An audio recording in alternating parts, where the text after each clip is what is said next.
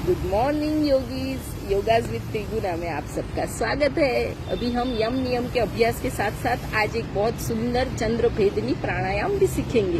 तो चंद्र भेदनी प्राणायाम mostly emotionally strong होने के लिए होता है। जब अगर मन ज्यादा चंचल है, इधर उधर ज्यादा भटकता है मेरी तरह बिकॉज ऐसे लोगों की चंचलता इसलिए ज्यादा होती है कि उनमें पित्त तत्व ज्यादा रहता है, अग्नि तत्व, एग्रेशन।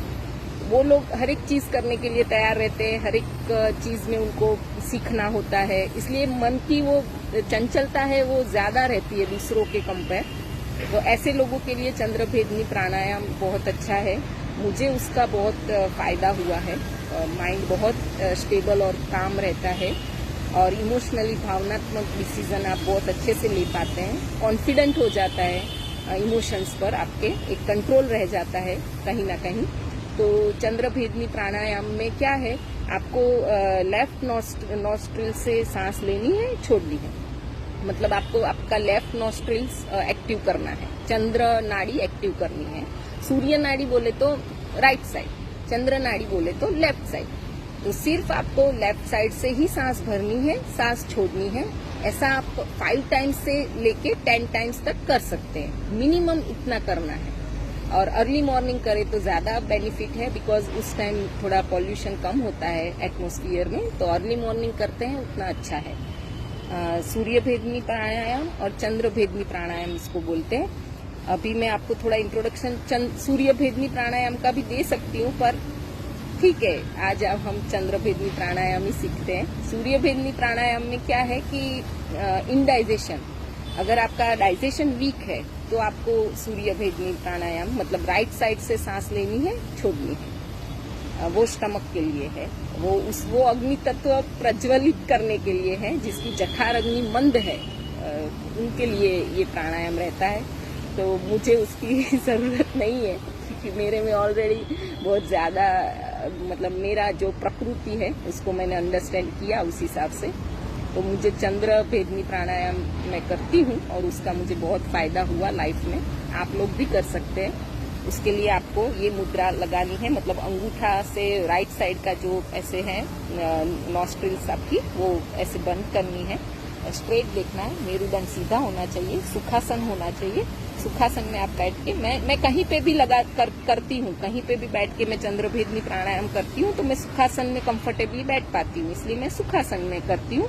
अगर आप मैट पे बैठ के अच्छे से करना चाहते हैं तो आप वज्रासन में भी बैठ सकते हैं, पद्मासन में भी बैठ सकते हैं, राइट।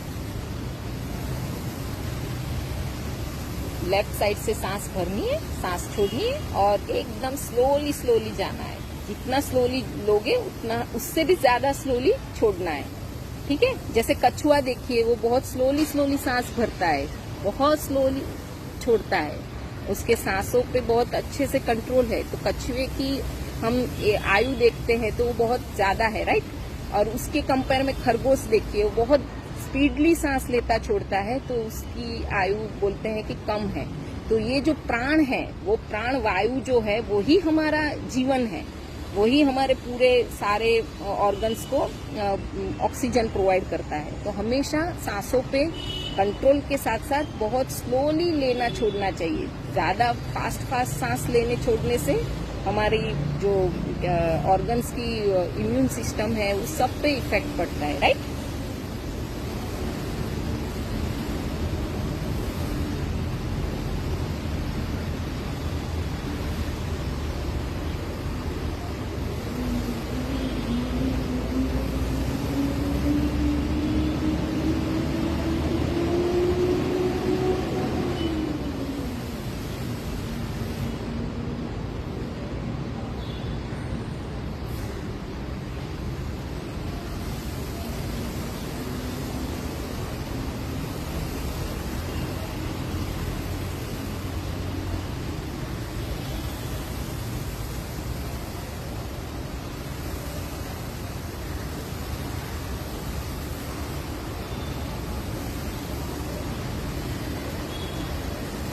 बस आप ऐसा 5 टाइम कर सकते हैं। अगर मैक्सिमम करना है तो 10 बार भी कर सकते हैं, दिन में 2-3 बार भी कर सकते हैं, ऑफिस में भी कर सकते हैं, घर पे हाउसवाइफ सोफे पे बैठ के टीवी देखते देखते भी कर सकती है।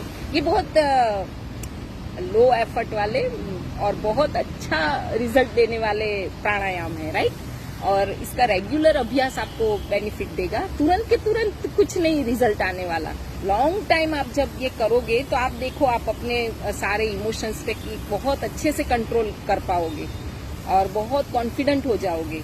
आपको कभी छोटी छोटी बात पे जैसे लो बीपी हो जाना, स्ट्रेस में आके हाई बीपी हो जाना, वो सारी चीजों पे ये छोटे छोटे प्राणायाम से बहुत अच्छा कंट्रोल है, बहुत ही अच्छा।